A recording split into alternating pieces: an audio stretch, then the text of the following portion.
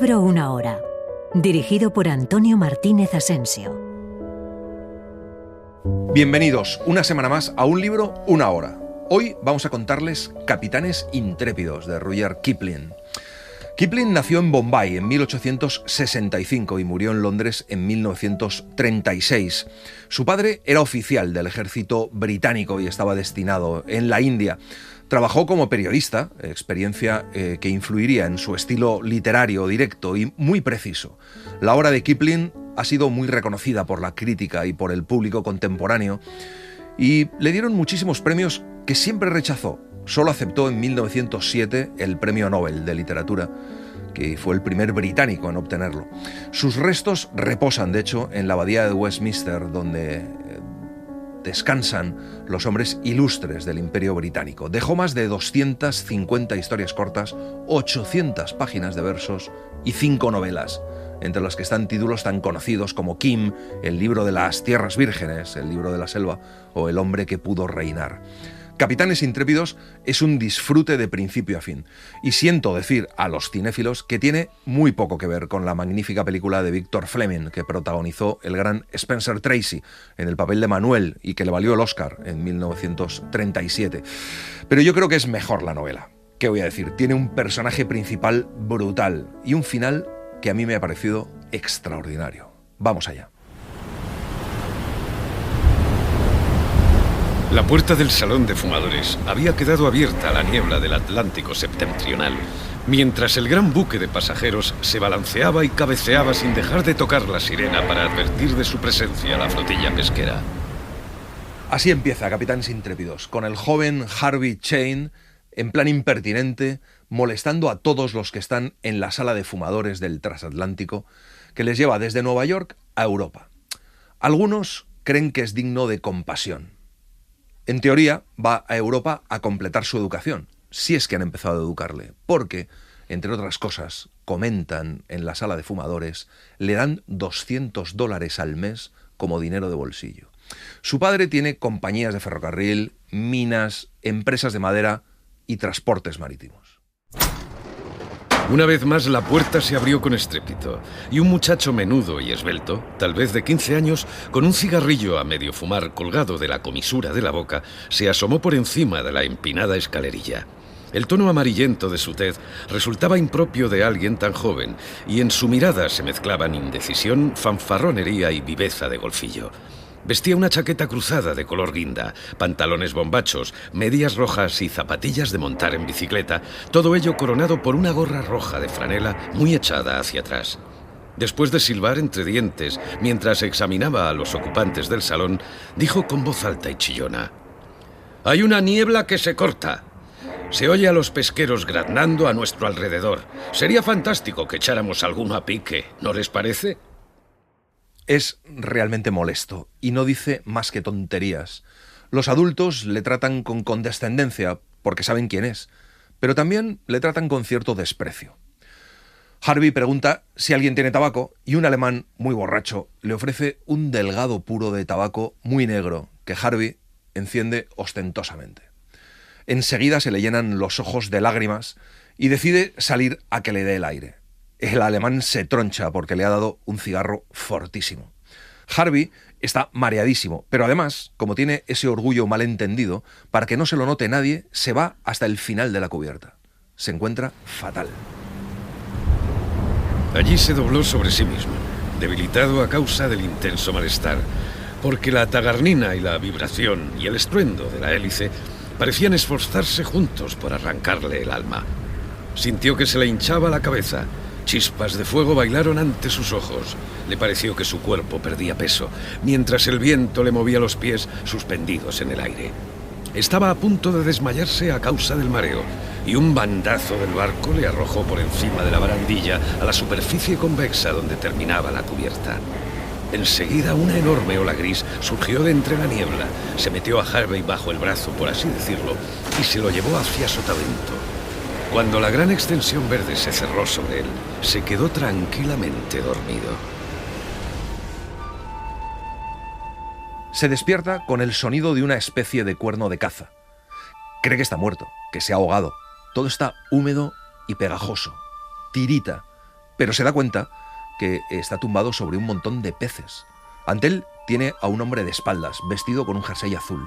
El hombre se vuelve y le pregunta cómo se encuentra, mientras rema entre olas de 6 metros que parecen subirle a lo alto de una montaña y bajar luego al abismo. Cuando el hombre sopló por la caracola para avisar y que no le pasaran por encima, el barco dio un bandazo y eso fue lo que hizo que Harvey cayera al mar. Es Manuel, marinero del Estamos Aquí, de Gloucester. Manuel parecía tener 2 pares de manos y una cabeza muy firme, porque para soplar por la gigantesca caracola debía necesariamente ponerse en pie, balanceándose con el vaivén del dory de fondo plano y lanzar enseguida un gemido chirriante y angustioso a través de la niebla. Más adelante, Harvey no recordaba cuánto duró aquella diversión, porque siguió tumbado y dominado por el terror que le producía el espectáculo del humeante oleaje. Luego le pareció que oía un disparo, el sonido de otro cuerno y gritos. Una embarcación más grande que el dory, pero igualmente agitada por las olas, se perfiló a su lado. Se escucharon varias voces al mismo tiempo. Lo dejaron caer en un agujero negro y palpitante, donde hombres con trajes de hule le dieron una bebida caliente y le quitaron la ropa. Muy pronto se quedó dormido. Escrita durante su periodo de residencia en Estados Unidos, Capitanes Intrépidos de 1897 es la única novela de ambiente americano de Rudyard Kipling y fue precedida de una minuciosa tarea de preparación que incluyó visitas al puerto de Boston y al pueblo pesquero de Gloucester, amén de conversaciones con antiguos marinos, además del pertinente trabajo documental, a fin de adquirir un sólido conocimiento de la vida de los pescadores de los grandes bancos del norte. Cuando se despierta, trata de escuchar a ver si oye la primera llamada para el desayuno en el transatlántico, pero al darse la vuelta ve que está en una estrecha cueva triangular, iluminada por una lámpara colgada cerca de una enorme viga cuadrada. Delante de él hay una mesa, y en el otro extremo hay sentado un chico de su misma edad, de cara rojiza y plana, y brillantes ojos grises, vestido con un jersey azul también, y botas altas de goma. Es Dan. Huele fatal, como una mezcla de pescado frito, grasa quemada, pintura, pimienta y tabaco rancio. Harvey se da cuenta de que su catre no tiene sábanas. El chico le da una taza de café y luego le pasa un plato con trozos de cerdo frito. Vístete y sube a cubierta. Papá quiere verte. Yo soy su hijo y me llamo Dan. Hago de pinche del cocinero y me ocupo de todas las otras cosas a bordo que son demasiado sucias para los mayores. Soy el único chico aquí desde que Otto se cayó al mar. No era más que un holandés y además tenía 20 años. Date prisa, papá te está esperando. Como muchos otros desafortunados jóvenes, Harvey nunca había recibido en toda su vida una orden directa.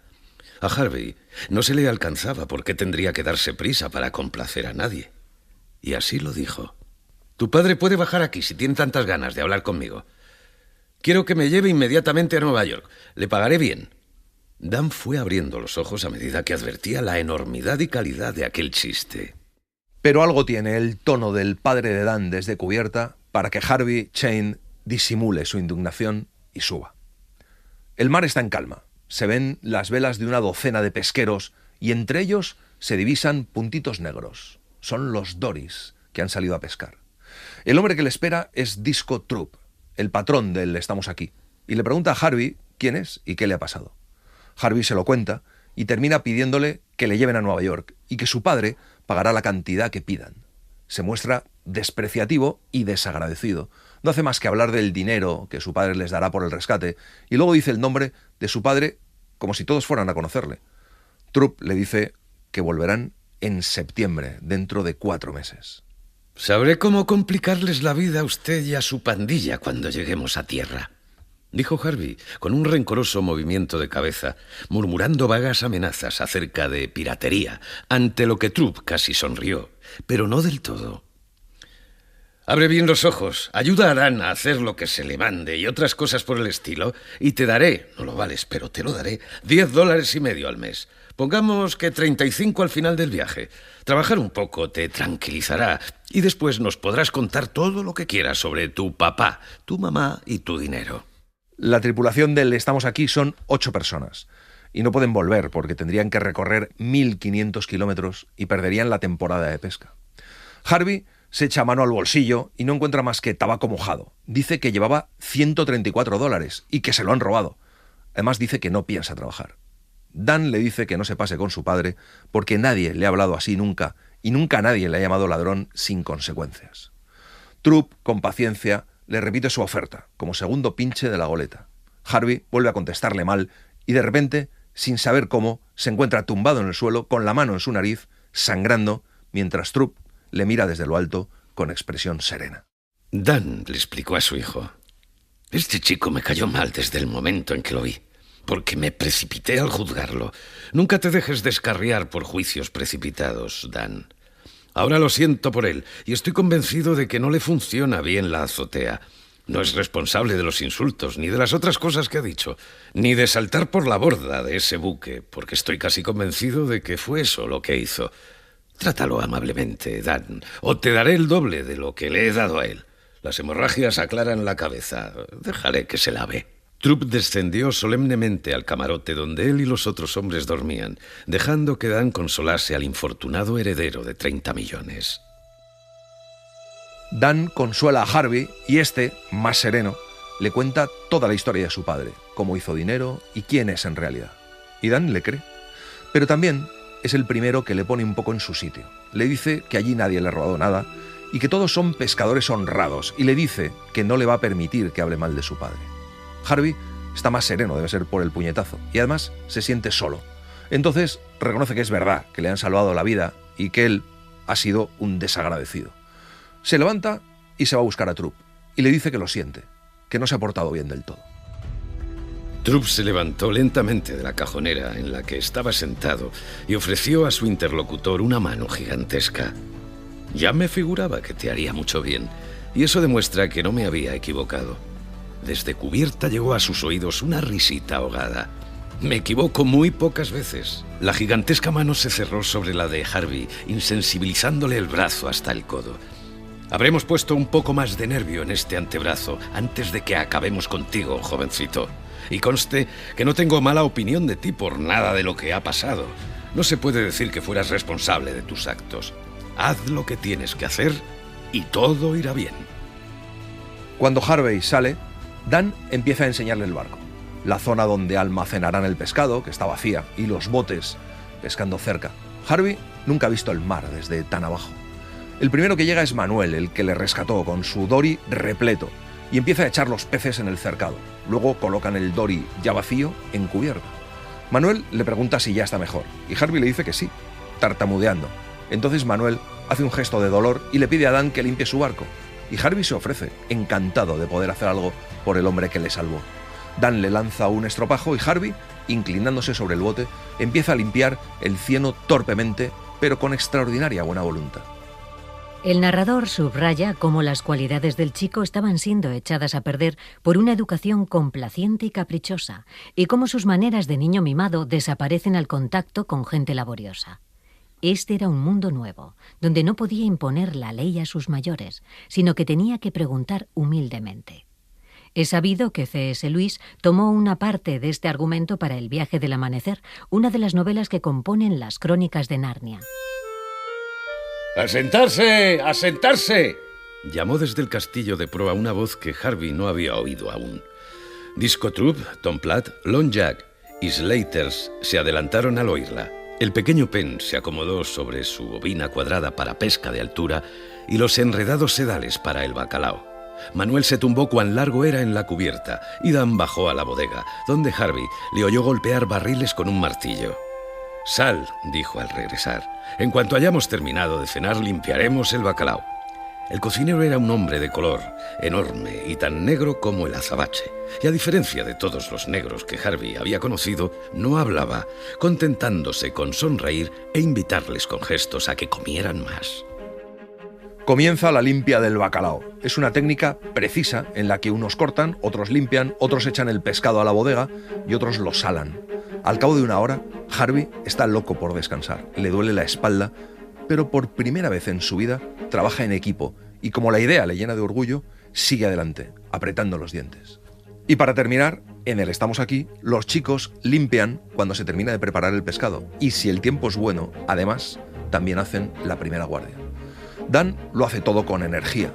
De pronto, un fantasma de un blancor plateado se alza en vertical del agua tranquila y lanza un extraño susurro semejante a un silbido. La escena es asombrosa. Es una horca. Cuando termina el trabajo y la guardia, se queda dormido sobre la cubierta, apoyado en su amigo Dan, y les tienen que llevar a empujones a las literas. Era el sueño de 40 brazas de profundidad que limpia el alma, los ojos y el corazón, y hace que se desayune con hambre de lobo. Dan y Harvey se tomaron una gran ración de trozos de pescado, los despojos que el cocinero recogiera la noche anterior.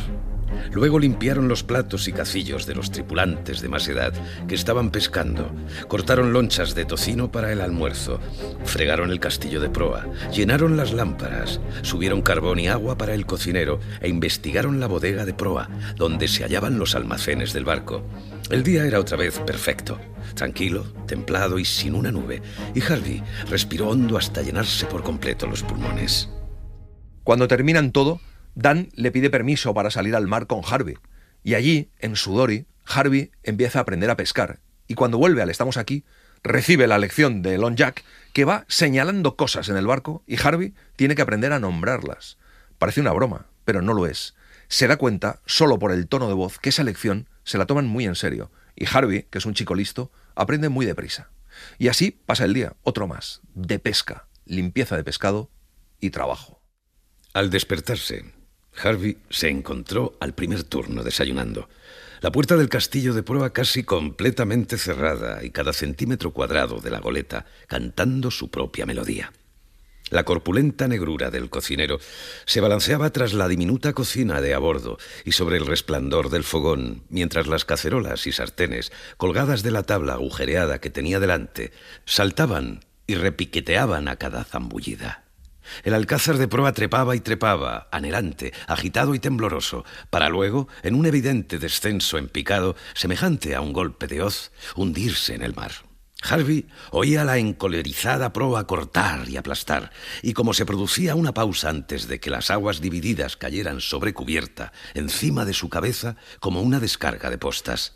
Venía a continuación el ruido apagado del cable del ancla en el escobén, un gruñido y un chillido del molinete, una guiñada, un salto y una embestida, y el «Estamos aquí» se preparaba para repetir la misma serie de movimientos. Harvey se sorprende de no estar mareado. El Estamos Aquí avanza buscando la mejor zona para pescar. La niebla se levanta y avanzan atravesando olas como montañas. Se van cruzando con otros barcos. Todos se conocen como una gran sociedad, todos saben las historias de todos y todos admiran a Trup, porque siempre sabe dónde pescar mejor. Con unos franceses incluso se intercambian tabaco, con otros se gastan bromas pesadas y con otros ni se hablan. Dan y Harvey cada vez hablan más y se van contando historias. Un día, el cocinero negro le dice a Dan que Harvey será su amo y dice que él estará allí para verlo, amo y criado y amo. Puesto que no era más que un muchacho y estaba muy ocupado, no dedicaba demasiado tiempo a pensar. Le daba muchísima pena a su madre y con frecuencia anhelaba verla y, sobre todo, contarle la maravillosa vida que llevaba ahora y el excelente papel que estaba haciendo. Por lo demás, prefería no detenerse mucho a cavilar sobre cómo estaría soportando el golpe de su supuesta muerte. Pero un día, cuando se encontraba en la escalerilla del castillo, tomando el pelo al cocinero, que les había acusado a Dan y a él de birlarle buñuelos, se le ocurrió que aquello era muchísimo mejor que verse rechazado por desconocidos en el salón de fumadores de un transatlántico. A Harvey se le acepta como parte integrante de la vida a bordo del Estamos Aquí. Tiene su sitio en la mesa y le corresponde una de las literas. Puede dar su opinión en las largas conversaciones de los días de tormenta, cuando los demás siempre están dispuestos a escuchar lo que llaman sus cuentos de hadas sobre su vida en tierra firme. Y también va conociendo la vida de todos y en su día a día, en función de la tarea que haga, les imita. La inclinación de disco al timón, los movimientos de Long Jack para tirar de los sedales, el golpe de remo de Manuel en el dory.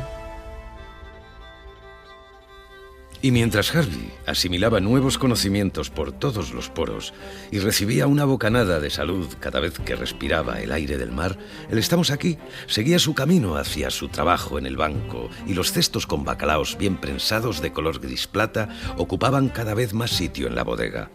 Ningún día el trabajo se salía de lo corriente, pero los días corrientes eran muchos y muy juntos. A Disco lo vigilan de cerca sus vecinos, pero él tiene una habilidad especial para escabullirse entre los bancos de niebla, siempre en movimiento, para hacer sus propios experimentos, y porque no es partidario de reunir una flotilla en la que estén mezcladas todas las naciones. Pero lo que más sorprende a Harvey es la manera extraordinariamente despreocupada con que algunas embarcaciones vagabundean por el ancho mar. El Estamos Aquí va en dirección al norte, recorriendo el extremo este del Gran Banco, pescando con regularidad a unas 30 o 40 brazas. Y allí se encuentra Harvey por primera vez con el calamar, que es uno de los mejores cebos para el bacalao. Aquella noche, un poco antes del amanecer, Dan y Harvey, que habían dormido casi todo el día, se cayeron de la cama para pescar buñuelos. No había razón alguna para hacerlo así, pero sabían mejor y además lograban enfadar al cocinero. El calor y el olor del camarote los hizo subir a cubierta con su botín, y Disco, ocupado en tocar la campana, se la cedió inmediatamente a Harvey. «No dejes de tocar», le dijo. «Me parece que oigo algo. Si tengo razón, es mejor que siga donde estoy para echar una mano». El tintineo de la campana resultaba bien melancólico, ahogado casi por la niebla impenetrable. Durante las pausas, Harvey oyó el lamento, como en sordina, de la sirena de un transatlántico y sabía ya lo bastante de los bancos como para comprender su significado. Y entonces recuerda a ese muchacho que dijo en una ocasión que sería fantástico echar a pique un barco de pesca con un transatlántico. Ese mismo muchacho está en pie a las 4, con un traje de hule que chorrea agua, tocando con toda el alma, por razones de vida o muerte, una campana más pequeña de la que usaba el camarero para anunciar el desayuno. Harvey siente que están cerca de un cuerpo en movimiento y se encuentra levantando más y más la vista hacia la húmeda arista de una proa tan grande como una colina. El Estamos Aquí se tambalea dentro del torrente de agua revuelta por la hélice, mientras el transatlántico se desvanece en la niebla. Disco los hizo trabajar a todos sin piedad durante los 3 o 4 días siguientes. Y cuando no podían salir al mar, los hacía bajar a la bodega para reducir el espacio que ocupaban las provisiones y los pertrechos del barco, y hacer así más sitio para el pescado. Lo que ya habían capturado ocupaba desde la separación con el camarote hasta la puerta de corredera detrás del fogón del castillo de proa. Y Disco demostró su maestría enseñándoles cómo se puede estivar la carga para situar a una goleta en su mejor calado. Dicen que Kipling utilizaba todo el diccionario cuando escribía. La descripción que hace del mundo marinero es extraordinaria. Tomó notas durante largo tiempo sobre el ambiente marinero, aunque molesto porque para entonces su fama internacional ya le impedía el anonimato. El que había sido periodista y luego cronista literario de las grandezas del ejército colonial inglés tenía una impagable afición por recopilar leyendas e historias míticas locales. Y aunque este relato de formación fue muy mal recibido por la crítica, pareció la espoleta para arrancar a contar las aventuras juveniles en la India que le proporcionarían la inmortalidad. Una mañana, Harvey ve al amanecer 3 flotillas de goletas, iluminadas por el sol aún rojizo. De cada buque salen los doris, como abejas de una colmena abarrotada. Parece una ciudad. Todos buscan los mejores bancos y pescan sin parar. Es una locura. Por la mañana, los barcos anuncian si sus tripulaciones están completas. Solo se han ahogado un par de portugueses, un anciano de Gloucester y un pescador a bordo de un buque francés. Harvey presencia el funeral gracias a los prismáticos de Disco. El bergantín francés subasta las pertenencias luego del muerto y Dan compra el cuchillo, que tiene una curiosa empuñadura de latón. Dan le regala a Harvey el cuchillo y este se lo coloca en el cinturón y le dice a Dan que lo conservará mientras viva, emocionado. Se ponen a pescar. Parece que tienes algo en el sedal. Tiraron juntos, afianzando la cuerda en las cornamusas a cada vuelta, y el peso todavía escondido fue subiendo lentamente. ¡Ya es nuestro! ¡Tira! exclamó Dan, pero el grito terminó en un doble alarido de horror, porque lo que salió del mar fue el cuerpo del francés lanzado al mar 2 días antes.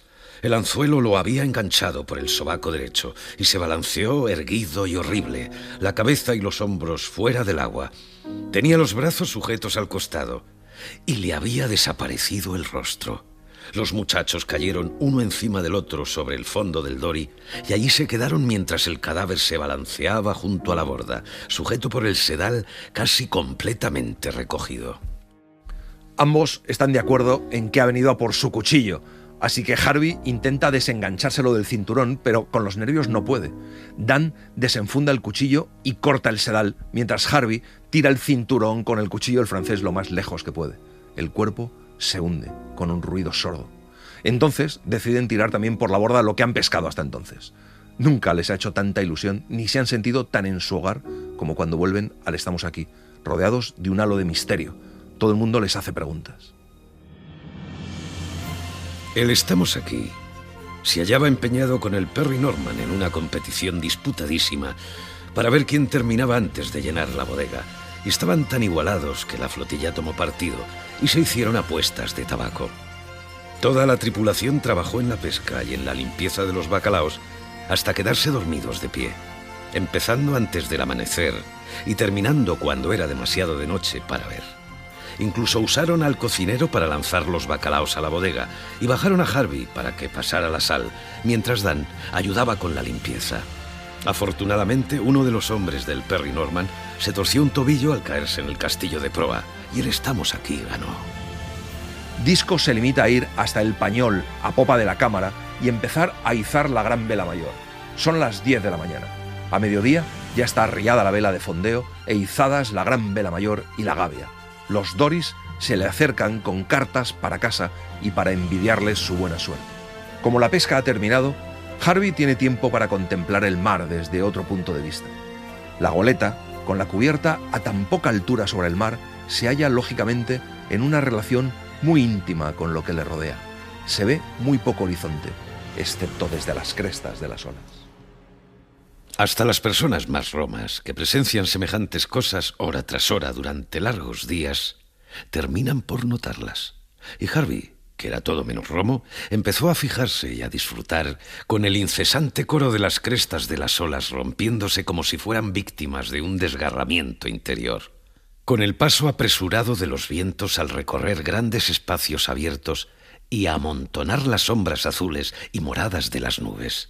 Con los espléndidos incendios de los rojos amaneceres, con el repliegue y retirada de las neblinas matutinas, alzando pared tras pared sobre los albos suelos, con el resplandor y calor salado de los mediodías, con el beso de la lluvia cayendo sobre miles de kilómetros cuadrados, monótonos y sin relieve. Y de repente vuelve el tema que siempre ha estado presente, pero parecía olvidado. Dan le pregunta a Harvey qué va a hacer, si se va a quedar con ellos hasta que vengan sus padres. Todos sienten que vuelven a casa. Se empiezan a cruzar con otro tipo de barcos, madereros o de los que pescan pez espada. Entonces ponen el estandarte a media asta en honor al joven Otto. Ya se les puede ver desde tierra. Llegan al muelle. Alguien se despierta con un gruñido y les arroja una cuerda que los tripulantes de la goleta amarran a un muelle silencioso. Se quedan allí, sin hacer el menor ruido. Entonces Harvey se sentó junto al timón y sollozó como si fuera a rompérsele el corazón. Y una mujer alta, que estaba sentada en una balanza, bajó a la goleta y besó a Dan en la mejilla. Era su madre, que había visto el Estamos Aquí a la luz de los relámpagos. No se ocupó de Harvey hasta que el muchacho se serenó un poco y Disco le hubo contado su historia. Amanecía cuando llegaron a casa de Disco, y hasta que abrieron la oficina de telégrafos y pudo mandar un cable a sus padres, Harvey Chain fue quizá el chico más solo y desamparado de todos los Estados Unidos. Pero lo más curioso fue que Disco y Dan no le miraron con malos ojos porque llorase. Harvey Chain, padre, se trasladó al este a finales de junio para reunirse con una mujer destrozada y a punto de perder la razón, que soñaba día y noche con su hijo ahogándose en las grises aguas del océano. La señora Chain permanecía inmóvil en la cama y gemía, o hablaba durante horas de su hijo. No tenía esperanzas. Chain, por su parte, hablaba muy poco de su propio dolor. Se han trasladado a su nuevo palacio de San Diego. La señora Chain y su séquito ocupan un ala muy lujosa. Chain, por su parte, trabaja cansinamente, día tras día, en una habitación con porche, entre un secretario y una mecanógrafa. Si vemos la publicidad televisiva, apreciaremos la de niños que son vestidos como modelos, ejecutivos, adultos en pequeño. Hay quien los trata como tal, confundiendo la igualdad de derechos con la de conocimiento, autoridad y papel a desempeñar. Kipling escribió una gran novela pedagógica en un inigualable entorno marino. Las olas llevan a Harvey Chain a otra escuela donde trabajar es necesario para sobrevivir.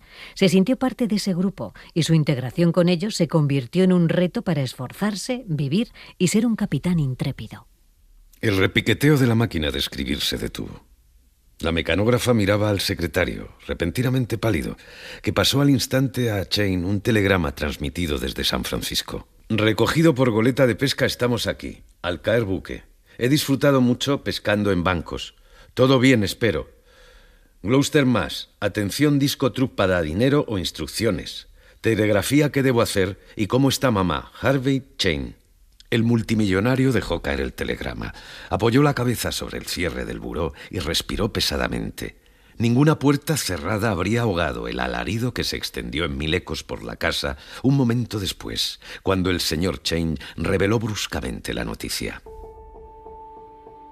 Chain se moviliza para cruzar el país de un lado al otro. Telegrafía para saber dónde está su vagón privado, el Constance. Trazan un plan para conectar todo el país, para que las vías estén despejadas. Lo primero que ocurre es que los mercados se alteran. Las guerras comerciales entre las compañías de ferrocarriles y el resto de los negocios hacen que todos los competidores se pongan en alerta pensando que Chain está preparando algo. Pero Chain telegrafía al mundo diciendo que es personal, que simplemente va a buscar a su hijo. Después de un viaje tedioso a gran velocidad, tardan 87 horas y 35 minutos, 3 días y 15 horas y media después, en llegar a Boston. Harvey está esperándolos. Después de una emoción muy fuerte, la mayoría de los adultos y todos los muchachos piden comida. Los tres celebraron el regreso del hijo pródigo con los visillos corridos, solos con su gran alegría, mientras a su alrededor los trenes llegaban y se marchaban entre rugidos. Harvey comió, bebió y se extendió sobre sus aventuras, todo al mismo tiempo, y cuando le quedaba una mano libre, su madre se la acariciaba.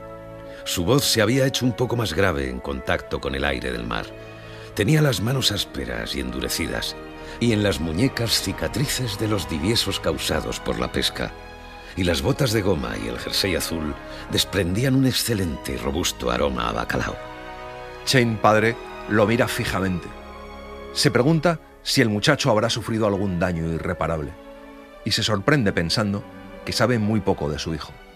Recuerda con claridad a un joven insatisfecho, de tez blancuzca, que disfrutaba mostrándose impertinente con él y haciendo llorar a su madre. Pero aquel joven pescador no es nada zascandil. De hecho, hay algo en su voz que parece prometer una transformación permanente, más que pasajera. Un indicio de que el nuevo Harvey ha llegado para quedarse. Aquel es el muchacho que su corazón anhelaba. Y el viejo me ofreció $10.50 al mes. Ya me ha pagado la mitad, de manera que me fijé en lo que hacía Dan y empecé inmediatamente. Todavía no hago el trabajo de un hombre, pero manejo un dory casi tan bien como Dan. No me asusta la niebla. Bueno, no demasiado. Soy capaz de hacer mi turno si el viento no es fuerte. Me refiero a llevar el timón, mamá. Sé cebar un palangre casi sin ayuda. Y por supuesto, me conozco todo el aparejo del barco. En cuanto a echar los bacalaos a la bodega con la horca, resisto como el que más. No os imagináis lo mucho que hay que trabajar por $10.50 al mes. Y entonces Chain le cuenta a su hijo que él empezó con 8,5 y se da cuenta de que nunca se lo había contado. La cosa más interesante del mundo es enterarse de cómo se gana la vida al prójimo, como dice Trupp. Harvey les cuenta quién es cada uno en el barco, les habla de Manuel, el que le recogió, les cuenta todo, hasta que sacaron un muerto del agua que venía por su cuchillo. Eso hace que la madre de Harvey se vaya a su compartimento privado y Harvey se acurruca junto a su padre, explicándole lo muy en deuda que se siente con el estamos aquí. Y para sorpresa de su padre, Harvey le dice a su padre que va a trabajar al día siguiente, ya que se ha comprometido a estar en la báscula, porque Trupp le ha hecho responsable de las cuentas. Harvey se tumbó en el sofá. Se quitó las botas y dormía ya antes de que su padre redujera la intensidad de la luz eléctrica. Shane se quedó contemplando el rostro juvenil en sombra, bajo el brazo colocado sobre la frente, y entre las muchas cosas que se le ocurrieron, surgió la idea de que tal vez había descuidado sus deberes de padre. Nunca se sabe cuándo corremos los mayores riesgos, se dijo. Podría haber sido peor que morir ahogado, pero creo que no ha sido así. Estoy seguro de que no. Y si no ha sido así, no tengo dinero para pagar a Trupp. Eso es todo.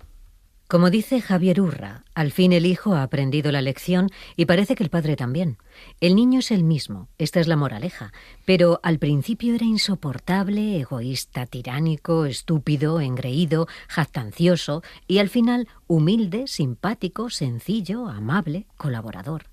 Es el mismo niño pero con dos opuestas pautas educativas. Hoy en Dinamarca se utiliza este método con adolescentes problemáticos, embarcarlos y ponerlos en contacto con la dureza del mar y la necesidad de colaborar.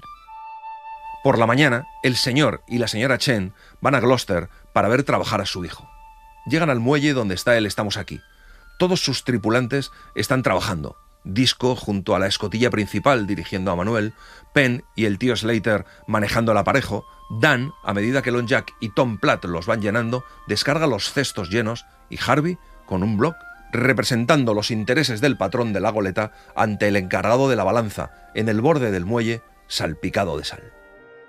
¿Quién es ese chico?, preguntó Shane a Dan, que estaba muy acostumbrado a que esos imbéciles ociosos, a los que se da el nombre de veraneantes, le hicieran toda clase de preguntas. Es algo así como un pasajero, fue la respuesta. Lo recogimos flotando en los bancos. Dijo que se había caído de un transatlántico, pero ahora lleva camino de convertirse en pescador. ¿No es más bien un estorbo? Ni mucho menos, papá. Este señor quiere saber si Harvey sirve para algo. Escuche, ¿no le gustaría subir a bordo? Prepararemos una escala para la señora. Me gustaría muchísimo, desde luego. No corres ningún peligro, mamá, y podrás verlo todo por ti misma. La mujer que una semana antes no era capaz de levantar la cabeza, bajó por la escala lo mejor que pudo y se quedó sin habla entre la confusión y el hacinamiento de la popa. Disco les enseña la goleta por dentro. La señora Chen no puede creerse dónde dormía su hijo. Les dice que Harvey es un buen chico y que no hace falta repetirle las cosas dos veces. Todos hablan bien de él. Chen le dice a Trupp que él es el padre de Harvey. Disco se queda con la boca abierta y de pronto se da cuenta de que todo lo que Harvey decía era verdad y que él se había equivocado. Les cuenta que su primera impresión fue que el chico estaba loco y el padre le dice que su hijo ya se lo ha contado. Entonces Disco Trupp le pregunta si también le ha contado que un día le puso la mano encima. Y Shane le dice que por supuesto, y que probablemente le ha hecho más bien que ninguna otra cosa en el mundo. La señora Shane había estado contemplándolos. El rostro rasurado, de un tono amarillo marfileño, de Disco, con su expresión de férrea voluntad. El del tío Slaters, con su cerco de sotabarba agrícola. La desconcertada simplicidad de Penn. La tranquila sonrisa de Manuel. La sonrisa de satisfacción de Lon Jack y la cicatriz de Tom Platt. Sin duda eran gentes rudas, pero su intuición de madre captó algo más profundo y de manera espontánea se levantó con los brazos abiertos. Por favor, díganme quién es quién, pidió casi entre sollozos. Quiero darles las gracias y bendecirlos a todos. La señora Chen casi se echa en brazos de Manuel y besa en ambas mejillas a Dan delante de todo el mundo. Al último que saluda es al cocinero negro. Entonces aparece Harvey. Dan le pregunta si se marcha ya y Harvey contesta que solo después de recibir el resto de su paga. Y Trupp empieza a contar billetes mientras le dice que ha trabajado muy bien y que es como si no se hubiera educado. No sabe cómo continuar. Así que Harvey les dice a todos que por qué no le acompañan a conocer el vagón privado. Chain se quedó para hablar con Disco, pero todos los demás se dirigieron hacia la estación, con la señora Chain a la cabeza. La doncella francesa no pudo contener un grito ante aquella invasión. Harvey, por su parte, desplegó ante los ojos de sus invitados los esplendores del Constance, sin pronunciar una palabra. La tripulación los contempló con el mismo silencio: cuero repujado, pomos de puertas y pasamanos de plata, adornos de terciopelo, lunas, níquel, bronce, hierro forjado y las maderas preciosas del continente en trabajos de marquetería. La señora Chain decretó una comida, y para que en la historia que más adelante contó Lon Jack en su pensión no faltase nada, les sirvió ella misma.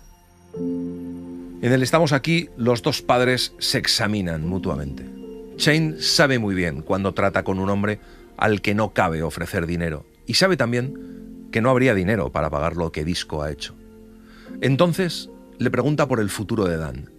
Trupp le dice que Dan heredará su barco y pescará bacalao, porque siempre su familia ha estado ligada al mar. Entonces Chain le cuenta que es el dueño de una línea de cargueros de té que van de San Francisco a Yokohama, 6 buques con armazón de hierro y unas 1.700 toneladas cada uno. Le propone que Dan vaya con él 1 año o 2 para formarse como piloto. Le propone que se embarque como grumete y que luego vaya ascendiendo. Se trasladaron a la casa de $1.800 de Trupp, blanca con remates de color azul, engalanada en el patio delantero con un dory jubilado repleto de capuchinas, y que disponía en el interior de una sala con las cortinas echadas que era todo un museo de pillajes ultramarinos. Allí encontraron a una mujer corpulenta, silenciosa y llena de gravedad, con los ojos apagados de quienes han contemplado el mar durante largas horas, esperando el regreso de sus seres queridos. Chain habló con ella, y la madre de Dan dio su resignado consentimiento. Dan acepta la oferta con más júbilo del que es capaz de expresar con palabras. Para él es un camino seguro y libre de obstáculos para conseguir todas las cosas deseables. En cuanto al resto de la tripulación, Manuel solo quiere $5 para comprar un regalo a una mujer y quiere ayudar a una parroquia. Slaters y Penn se van hacia el oeste y no necesitan nada, ni quieren nada. En cambio, el silencioso cocinero del Estamos Aquí lo único que quiere es seguir a Harvey durante el resto de sus días. Pero el millonario padre de Harvey se echa a reír. Sabe que Harvey necesitará un criado personal, antes o después, así que le dice que se quede con ellos. Harvey era la sombra de su padre en aquellos días, y le seguía en todas sus expediciones. Chain utilizaba las pendientes como excusa para apoyar la mano sobre el hombro cuadrado del muchacho. Fue entonces cuando Harvey advirtió y admiró algo en lo que hasta entonces no se había fijado: la sorprendente capacidad de su padre para llegar hasta el fondo de cualquier cuestión gracias a la información que le proporcionaban los hombres que encontraba por la calle. La relación entre ambos es extraordinaria y tienen conversaciones interminables sobre la educación, sobre el dinero, sobre el futuro. Harvey admira a su padre y el señor Chain ha descubierto a su hijo.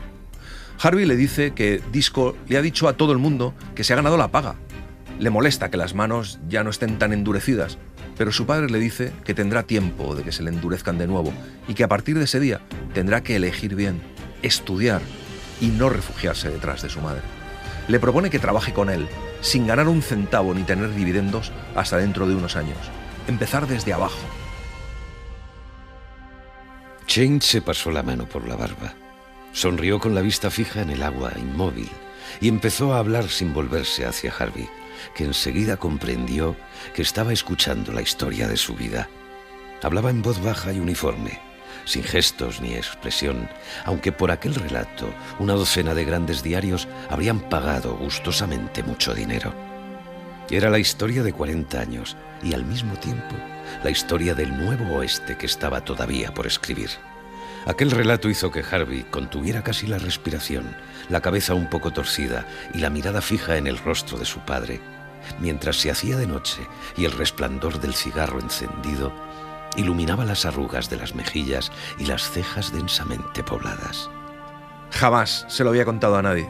Y entonces le cuenta su gran secreto, lo que nadie sabe, lo que nunca el señor Chain había conseguido: educación. Siempre se ha sentido en inferioridad porque nunca ha estudiado. y sabe que muchos le han considerado un patán. Por eso le pide a Harvey que aproveche su oportunidad, adquirir todo el saber disponible, aprender derecho y almacenar todos los conocimientos normales y corrientes que se aprenden a base de estar encima de los libros con los codos sobre la mesa. No hay nada más rentable que eso, le dice. Chain le pide a su hijo que se lo piense. Capitanes Intrépidos es una novela de aventuras, cuando Kipling cuenta las jornadas de pesca, llenas de anécdotas, de momentos épicos, pero sobre todo es una obra de crecimiento, una auténtica lección para muchos jóvenes y sobre todo para muchos padres. Una parte capital de esta novela corta es la relación que se establece entre el padre y el hijo, cómo son capaces de abrirse el uno al otro, de conocerse, de planificar un futuro juntos, de forma realista. Un largo final lleno de emoción.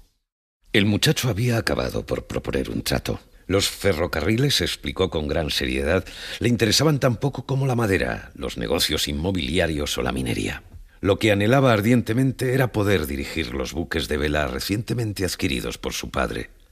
Si podía contar con ello dentro de lo que consideraba un razonable margen de tiempo, él por su parte se comprometía a estudiar en la universidad con diligencia y seriedad durante 4 o 5 años. En vacaciones tendría que concedérsele libre acceso a todo lo relacionado con la línea. Ya había hecho por lo menos 2000 preguntas sobre aquella cuestión, desde los documentos más reservados de la caja de caudales de su padre hasta el remolcador del puerto de San Francisco. Cierran el trato, pero siempre juntos. Harvey quiere estar al lado de su padre, no quiere que su padre le ceda la empresa. Faltan pocos días para que el Estamos Aquí zarpe de nuevo. Y ellos también tienen que volver. Pero tienen que decir adiós a Disco. Acuden a la conmemoración, un acto de homenaje a los marineros fallecidos que organiza el ayuntamiento, hasta que llega el momento de despedirse. Y así la vieja tripulación. Harvey tenía la sensación de ser el más experimentado de los marineros. Regresó a la vieja goleta entre los doris llenos de cicatrices, mientras el hijo de los Chain soltaba la amarra de popa desde el espigón y luego, empujando entre todos con las manos, hicieron que el barco se deslizara a lo largo del borde del malecón.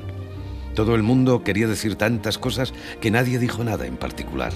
Harvey pidió a Dan que se ocupara de las botas para el mar de tío Slaters y del ancla del dory de Penn, y Lon Jack suplicó a Harvey que no olvidara sus lecciones de náutica, pero los chistes perdían toda su chispa en presencia de las dos mujeres. Y no es fácil ser gracioso cuando las aguas verdes de un puerto separan progresivamente a los buenos amigos.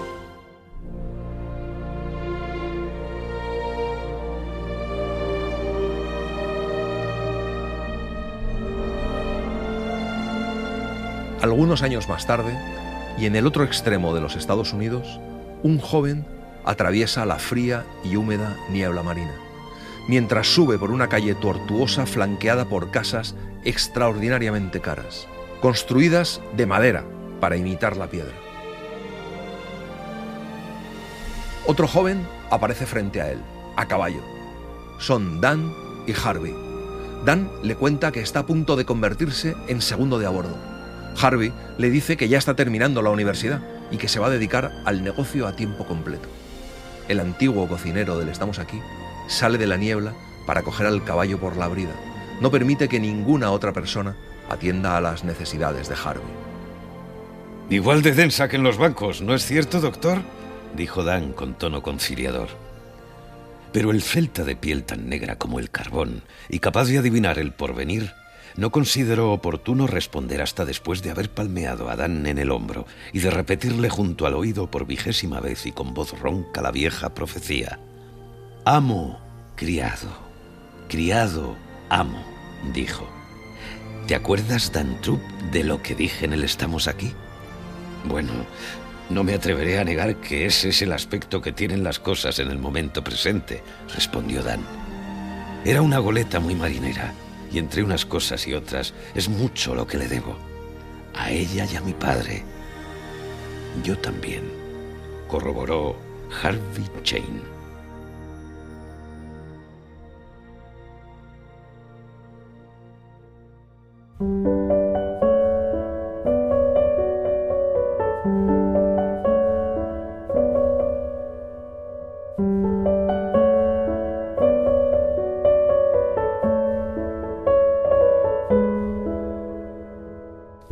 Y así les hemos contado Capitanes Intrépidos de Rudyard Kipling. Hemos seguido la edición de Alianza Editorial, con traducción de José Luis López Muñoz. Ya saben que estamos en las redes, en Instagram, en Facebook, en Twitter. Nos están enviando muchas peticiones de libros que les gustaría que contáramos, y estamos incorporando muchas de ellas. Tenemos propuestas de clásicos como Joyce, nada menos, o como El corazón de las tinieblas de Conrad, hasta novelas muy desconocidas de los más grandes autores, como la sonata a Kreuzer de Tolstoy. Ya están en nuestra lista Stoner de John Williams, El varón rampante de Italo Calvino, La familia de Pascual Duarte de Cela, El árbol de la ciencia de Baroja, Un mundo feliz de Huxley, El gato pardo de Lampedusa o La puerta de Magda Szabó. Nos lo vamos a pasar muy bien esta temporada. No dejen de escribirnos ni de escucharnos. Ya saben que pueden hacerlo en la página web de la cadena SER, cadenaser.com, y en nuestra aplicación. La semana que viene nos volvemos a encontrar con Requiem por un campesino español, de Ramón J. Sender. Gracias por estar ahí y gracias por leer. Un libro, una hora, en la cadena SER.